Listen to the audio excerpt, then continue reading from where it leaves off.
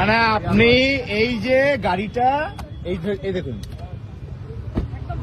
এই যে দেখুন, ওপর থেকে এই ব্রিজের কাজের ওপর থেকে পাথর পড়ছে। এই যে বাইক যারা চালিয়ে যায়, হেঁটে যায় সাধারণ মানুষ, তাদের মাথায় পড়লে কি করতো? তাদের মাথায় পড়লে কি হতো? আপনি ইঞ্জিনিয়ার এখানে, এই ব্রিজের ইঞ্জিনিয়ার আপনি? না না, আমি এইচআর ডিপার্টমেন্টে। তাহলে আপনি মাথায় পড়লে দায়টা কে নিত? রাজ্য সরকার? কে দায় নিত?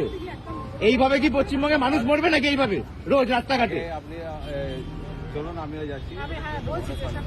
আপনার আরো লোক ডাকুন, আপনার ইঞ্জিনিয়ারকেও ডাকুন। এই যে ওনার গাড়ি, কি হয়েছিল ঘটনাটা ঠিক করে বলুন। ঘরটা এইখানে দাঁড়িয়ে আছে, এই যে সিগন্যাল আছে, আমি মাঝখানে হঠাৎ দেখি হু হু করে পড়ছে। আমার এখানে দেখুন, এটা তো আমার ওয়াইপারটাও গেছে, আমার এই গাড়িটা গেছে, আমার সব গেছে। বাইক আরোহীর গায়ে পড়তো, কি হতো? বাইকার হলে অন দ্য স্পট ডায়েট হতো, অন দ্য স্পট মরে যেত। হ্যাঁ, আমরা ডিউটি করে আমাদের জীবনে রিস্ক কে নেবে? আর এই যে ওনারা ডিউটি করছেন, এই যে পুলিশ অফিসাররা এখানে ডিউটি করেন, আপনাদের গায়েও তো পড়তে পারে, আপনাদের গায়ে ওপর দিয়ে পড়তে পারে, আপনাদের গায়ে ওপর দিয়ে পড়তে পারে, আপনিও মরে যেতে পারেন। তাহলে ওপর থেকে এরকম পাথর পড়ছে, এরকম ভাবে রিস্কের এই কাজটা হচ্ছে, তাহলে কে দায় কে নেবে? এর দায় কে নেবে? কোন সেফটি ছাড়া আজকে এই রাস্তার কাজ হচ্ছে, মানে পশ্চিমবঙ্গের মানুষ কুকুর ছাগল ভাবে এইভাবেই রাস্তাঘাটে মরবে।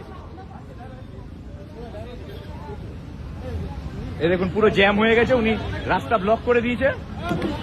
ওই যে আবার পড়ছে, ওই দেখুন, ওই দেখুন, এই সঙ্গে সঙ্গে আবার পড়ছে ওপর থেকে, এই দেখুন আবার পড়ছে, এই দেখুন, এই যে পুলিশ অফিসার, এই যে আপনাদের সামনে পড়ছে ওপর থেকে পাথর, দেখুন।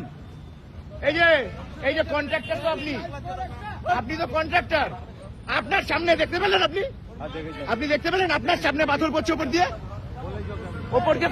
ওই যে পাথর পড়ছে। এই যে সাধারণ মানুষের সেফটি নেই।